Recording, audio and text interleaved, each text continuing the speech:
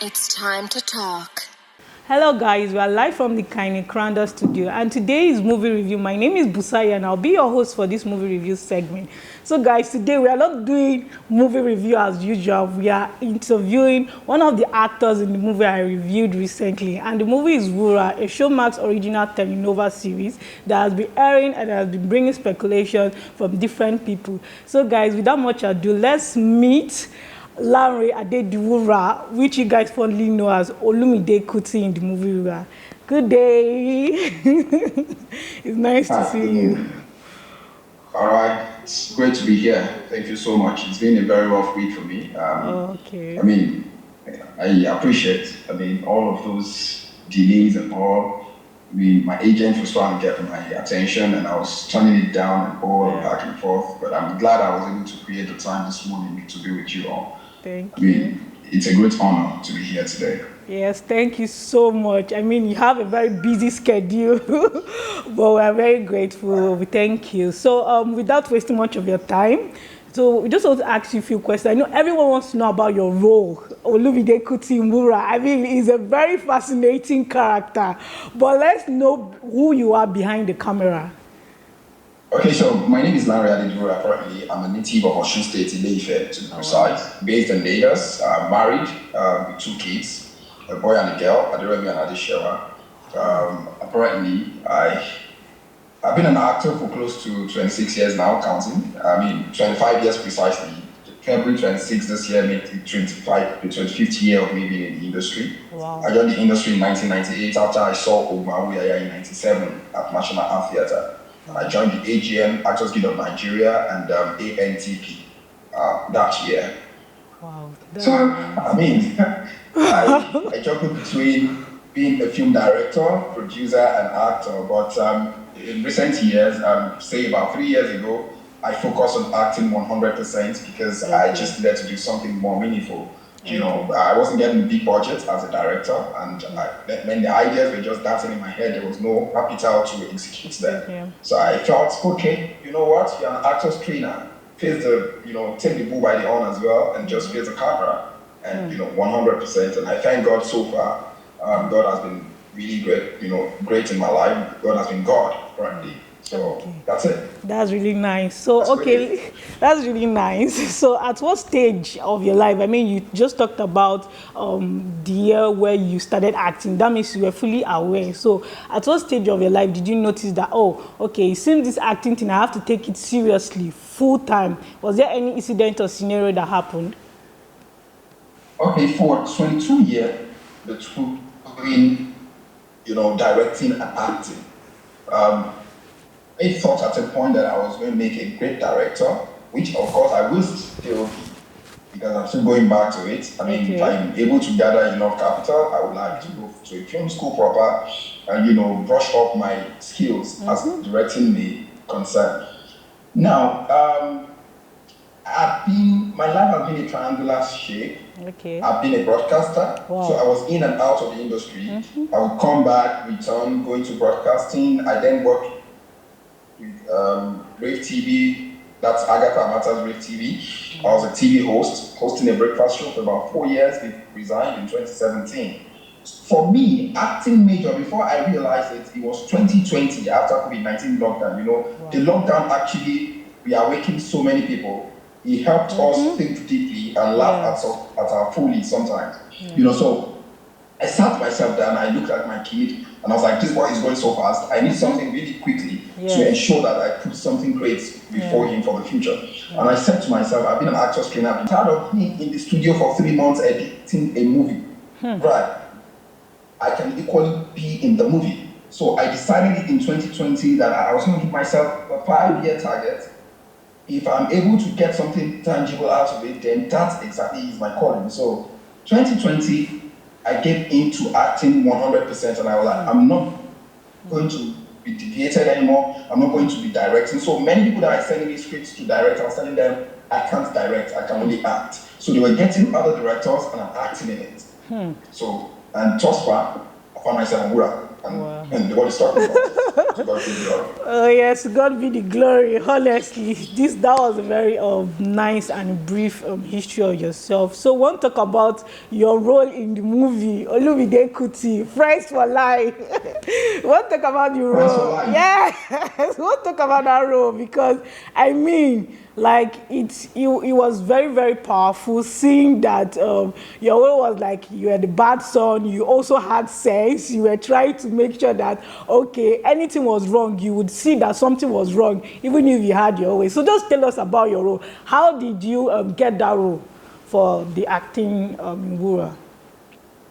Okay, so I'm just one of over 1 million great actors across the world. Yeah. So I would say first, grace found me. Because any other person may have played the role better than I did. Definitely. Or better than I'm doing. But grace found me. I remember I was on a particular set on my birthday last year. No, 2 years ago. And I got this call up that, no, it was last year. Yes, it was last year. And I got this call up that they needed me for an African Magic telenovela, which was Itura, not even Wura now. Oh. So I was only preparing for Itura. I was on another series set when I got another call that a particular production outfit is trying to do a telenovela and they will need me to come for a screen test. I was going to turn it down, but something told me in my mind that, oh, come on, you can't just turn it down, just go for it. So June 6th, I can't forget, I took a space on that particular set and I said I was going for an audition on the island, which I did, and the journey started. I did 7 screen tests before I got the role immediately. Oh. Now, by the time I got the role, I was on the set of Itura, the African Magic telenovela as well, which is also on Showmax. And they called me that, congratulations in order, you are now Olumide. Now, my fear doubled. Okay. Now, why would my fear double? Olumide, you got the role. How do you want to convince the audience to relate with this character? Now, it is either the role will make me or mar me. So I was scared. I was scared of not messing up the character that has been given to me. So when I was given the character bio, it was about 3 pages. And I wasn't understanding the rigorous, the big grammar vocabulary that the writer was in there. So I studied the bio for close to a week. And I wasn't just understanding what this character really wants. So that brought my attention to a particular line, and the line was a disappointment child. So the moment I saw a disappointment child, I just put all my energy into that. I was like, okay, whatever it takes to be a disappointment, whatsoever it takes to be a disappointment child is what I'm going to give to this character. Wow. And that was how the journey started. And thank goodness that today everybody's talking about the realness of the character, that it feels like it's happening in real life. Yes. And that was because before I got the role, I told myself I was going to throw myself 100% into that character. Because we as actors, we are just vessels for interpretation. So if you allow the character to live through you, that character will definitely dazzle. So most times we restrict a character living in us. So if you're a vessel, you should be a total vessel to allow the character to live through you. That's not because I do all of those things Kuti is doing in the movie, in real life. Right? So I'm not a disappointment to my family, I'm not a disappointment to my friends.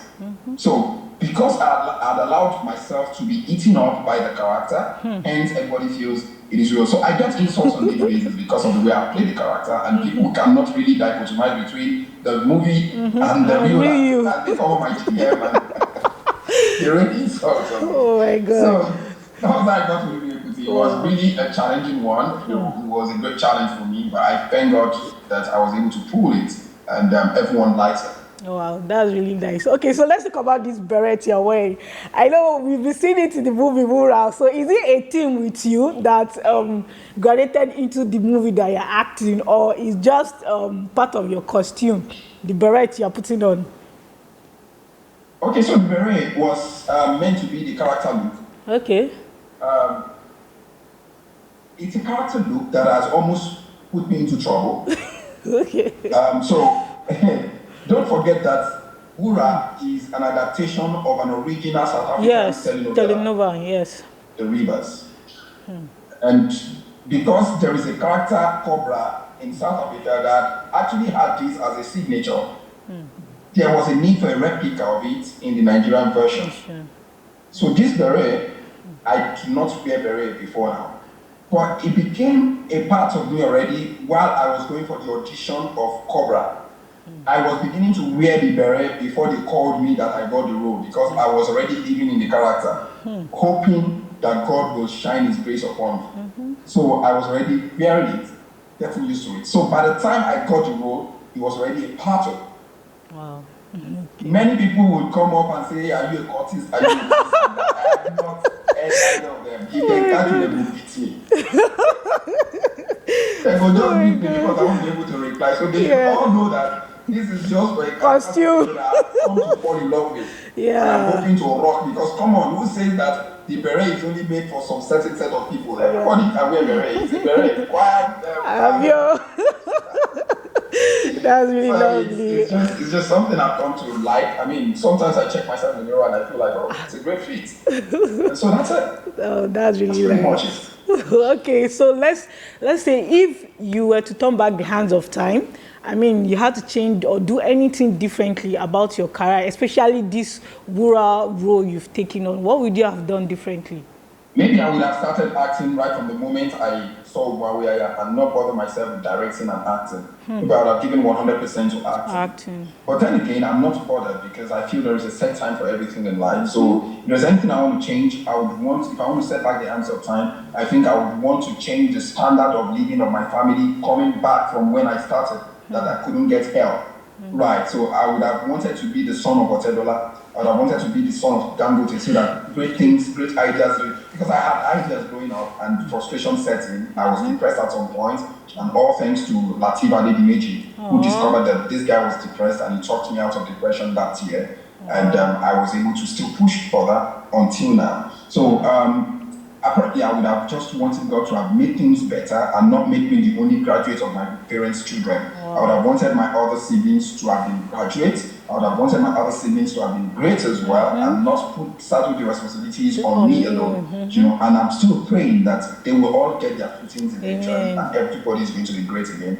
Might be through me, might be by themselves, but I know greatness is ascribed to my family. Yes, definitely. Thank you so much. Thank you so much for that. So if you had to look at your younger self, younger Larry now, what is that thing you would love to tell him? You know, when you are young, you had a lot of expectations, you had a lot of fears and everything. So you now and you before, if you now, you are looking at yourself and you're saying, okay, small Larry, this is my advice for you. What would that advice be?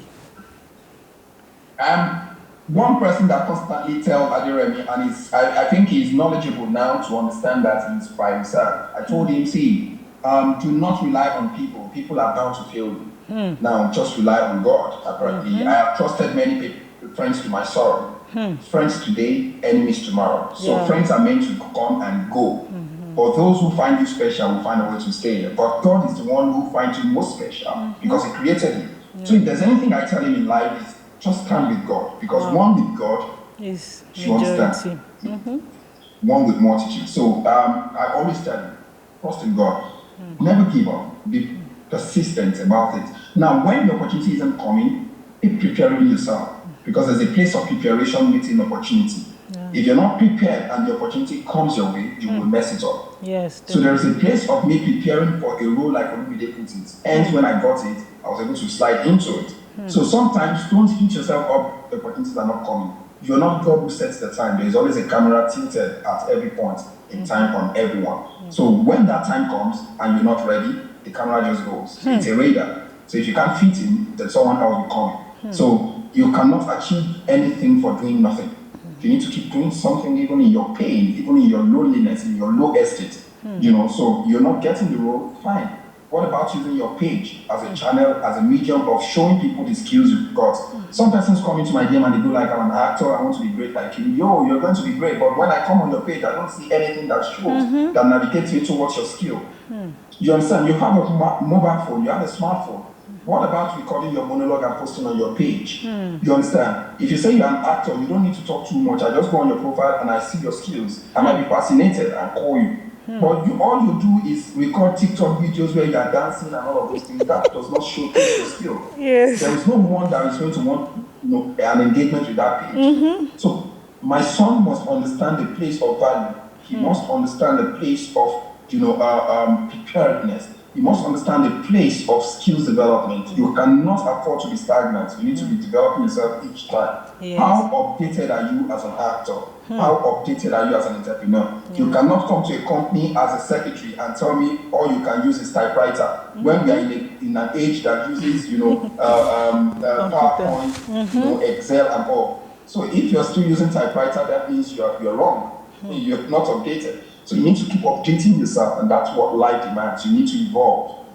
Wow, that's really nice. So talking about monologue, so let's talk about your relationship with Ebun in that movie. I see you guys are always at loggerheads with each other. Like, I mean, how were you guys able to create that kind of bonding, I mean, in that movie?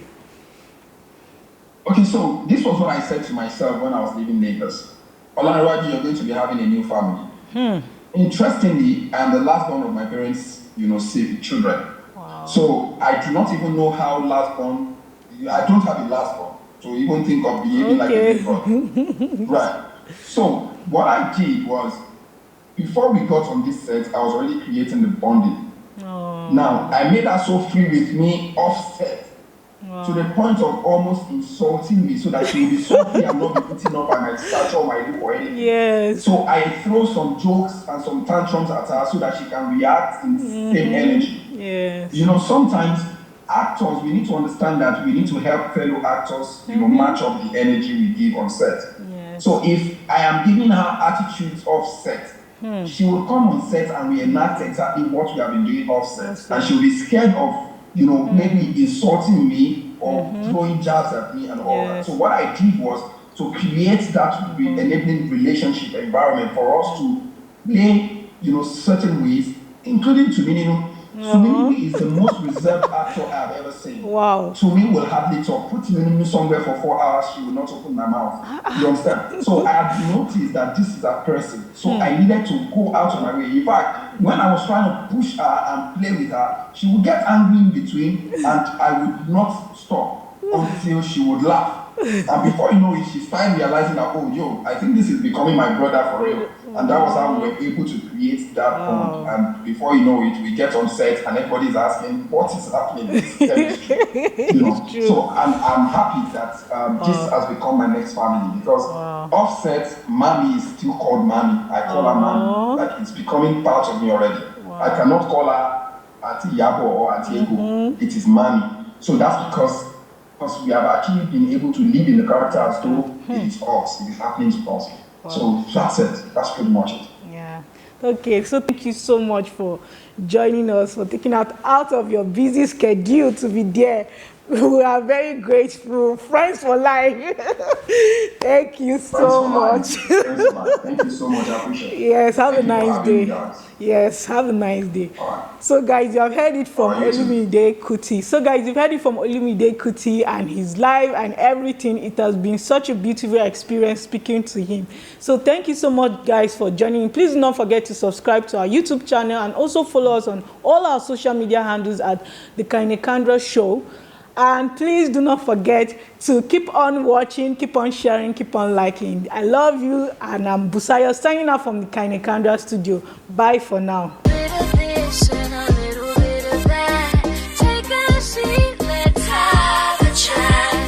What's going on with you? Something fun, something new. Let's see what we can do.